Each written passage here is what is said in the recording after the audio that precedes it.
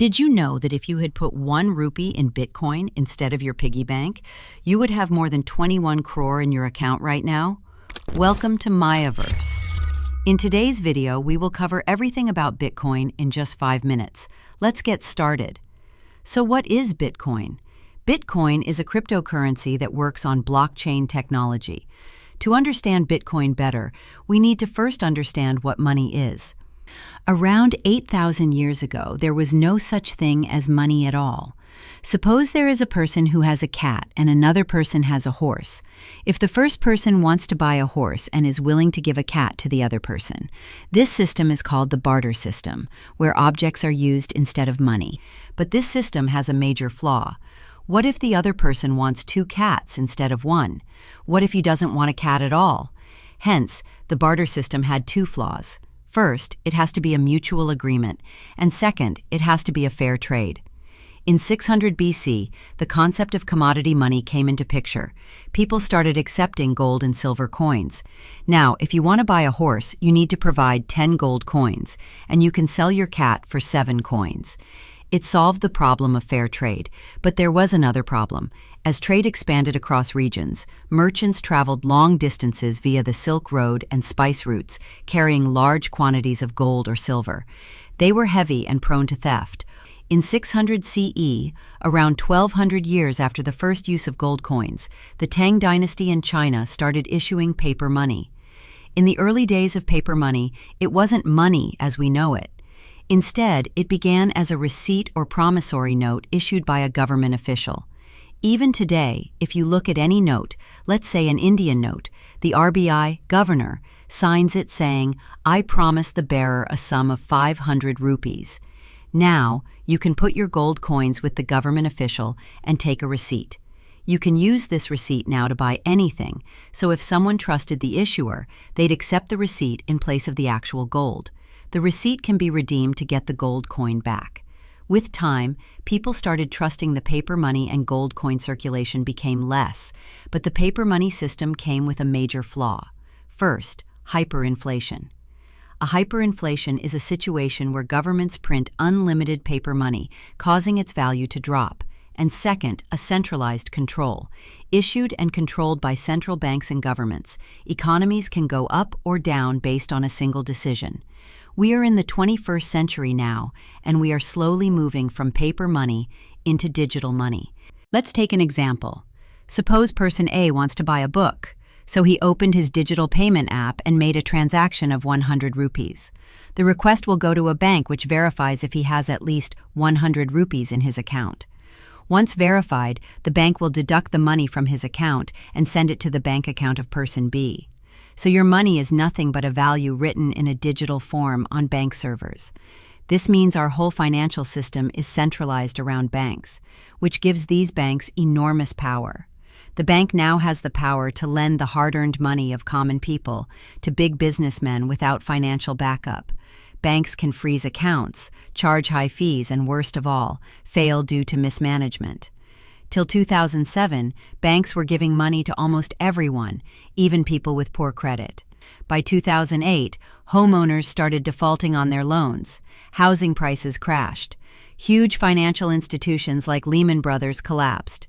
Credit froze. Banks stopped lending to each other or to the public. Amid this chaos in 2009, an anonymous figure named Satoshi Nakamoto released a new paper, Bitcoin, a decentralized peer-to-peer digital currency that works without banks. So how does Bitcoin actually work without any centralized entity? Let's again take a look at our example. Person A wants to buy a book. Let's assume that book is worth 1 Bitcoin. So person A transfers 1 Bitcoin to person B. But wait, who will verify this transaction now, and who will maintain the ledger? The answer to this question is everyone in the Bitcoin network. Let's say there are 4 more people in the same network, C, D, E, and F. When person A transfers 1 Bitcoin to person B, he will write this into his own ledger. Person A paid 1 Bitcoin to B. A copy of this ledger will be given to everybody. This means these transactions are not private anymore. Every transaction is publicly visible to others. Next time, when any transaction is done, the entry will be made into every person's ledger. But there are two major challenges here. First challenge here is to make sure that person A has at least 1 Bitcoin in his account. Secondly, what if person C changes the ledger to say that person A paid 10 Bitcoins to B? To solve this problem, Bitcoin introduced the practical application of blockchain technology. Instead of storing the ledger information for each user, a block will be used to store this information. A block contains 3 elements. First, the ledger. Second, a hash value of the current block. And third, hash of the previous block. Whenever a new block is created, it will be attached to the previous block and copy its hash value as the third element. Then it will create its own hash and complete the new block. Coming back to our example. So, how do we know if person A has at least 1 Bitcoin to make the transaction? To verify this, we can look into all the previous blocks in the Bitcoin blockchain to verify. So, who is going to verify this information? Here come the Bitcoin miners. For each validation, Bitcoin miners have to solve a complex puzzle using their machines and get a Bitcoin as a reward. On January 3, 2009, Satoshi Nakamoto created the first block called Genesis block, the first block on the Bitcoin blockchain which was created instantly. Its previous hash value was set to 0. In the early days of Bitcoin mining, it was easy to validate transactions and miners got lots of Bitcoin. But today, if you start from the beginning all the way up to today's transaction and verify each block, it will take a lot of time and computing power. And this is the reason why mining a Bitcoin by validating complex algorithms become difficult day by day.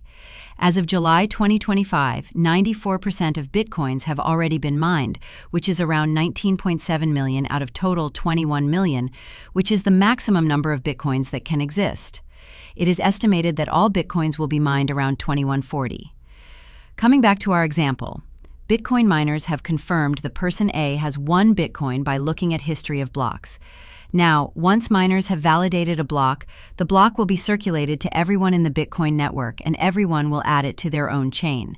And this will go on forever. Coming to our second problem, what if a person tries to change the content of a block? In this case, the hash value of that block will automatically change. Due to cryptography techniques used to create these hashes, it's nearly impossible to know what would be the new hash. Due to this, all these currencies are called cryptocurrencies. Now, since there is a change in one block, the third section of the next block will change. This will update the current hash, which will again change the next hash. This will make all the blocks after the modified block invalid. But who will identify that this chain has become invalid? The answer to this question is no one. Bitcoin's algorithm works on majority voting. Hence, the last block in blockchain is considered valid only if majority of last block in other blockchains has same hash values. One question people generally ask, in future when all Bitcoins are mined already, what will Bitcoin miners get in return of validating information? If you want answer to such questions, give this video a like, subscribe for more content, and drop your thoughts in the comments.